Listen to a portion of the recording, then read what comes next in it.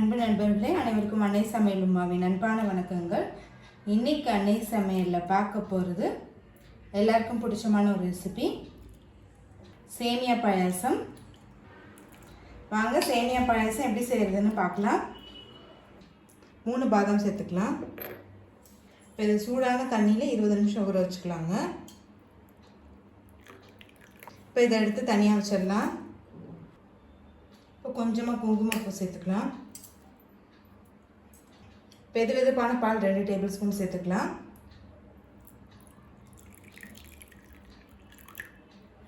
இப்போ இதை 20 நிமிஷம் ஊற வச்சுக்கலாங்க. இப்போ 1/2 கப் சேமியா சேர்த்துக்கலாம்.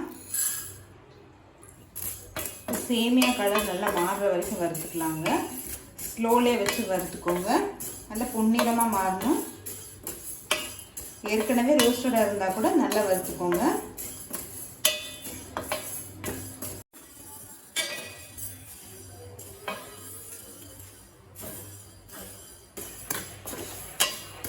இப்போ சேமியா கலர் பாருங்கள் நல்லாவே மாறி இருக்குது. இந்த அளவுக்கு வறுத்துக்கோங்க.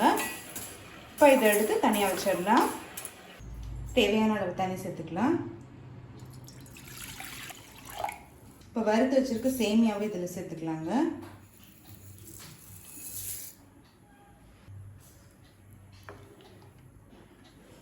இப்போ சேமியா நல்லா வேகிற வரைக்கும் வெயிட் பண்ணலாம். இப்போ சேமியா பாருங்கள் நல்லாவே வெந்துடுச்சு. பெருசு பெருசாக இருக்குது, பார்க்கும் போதே தெரியும். அடுத்தது இதில் 3 கப் பால் சேர்த்துக்கலாம்.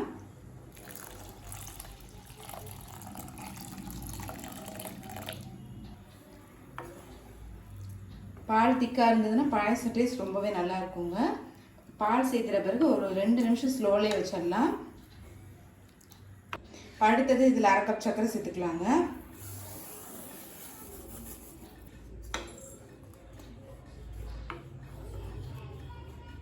இப்போ சர்க்கரை நல்லா கரையிற வரைக்கும் வெயிட் பண்ணலாம்.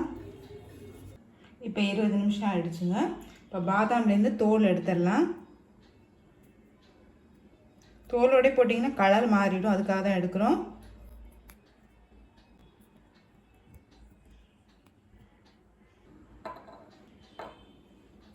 இது கூட 2 முந்திரி சேர்த்துக்கலாங்க. இப்போ இதை மிக்சியில் கொஞ்சமாக பால் சேர்த்து அரைச்சிக்கலாம். இப்போ இதை மிக்சியில் அரைச்சாச்சுங்க. இப்போ இதை எடுத்து தனியாக வச்சிடலாம்.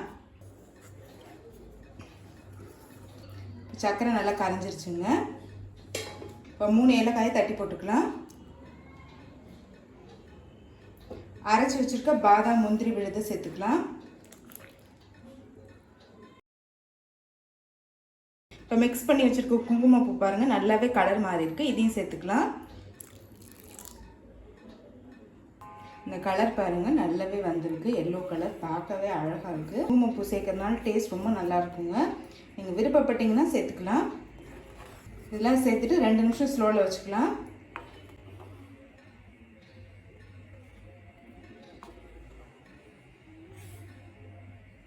கொஞ்சமாக நெய் சேர்த்துக்கலாம். இப்போ 2 பாதாம் சேர்த்துக்கலாங்க. கொஞ்சம் முந்திரி, அடுத்தது கொஞ்சம் திராட்சை சேர்த்துக்கலாம்.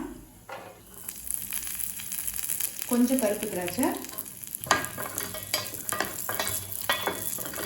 இப்போ எல்லாத்தையும் வறுத்தாச்சு. இப்போ இதை பாயாசத்தில் சேர்த்துடலாம். இப்போ எல்லாத்தையும் சேர்த்துட்டு 2 நிமிஷம் ஆகிடுச்சுங்க.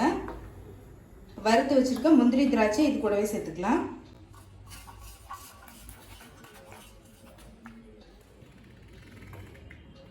சேமியா பாயாசம் ரெடி ஆகிடுச்சுங்க. சர்வ் பண்ணிடலாம். இப்போ சுவையான சேமியா பாயாசம் ரெடி ஆகிடுச்சு.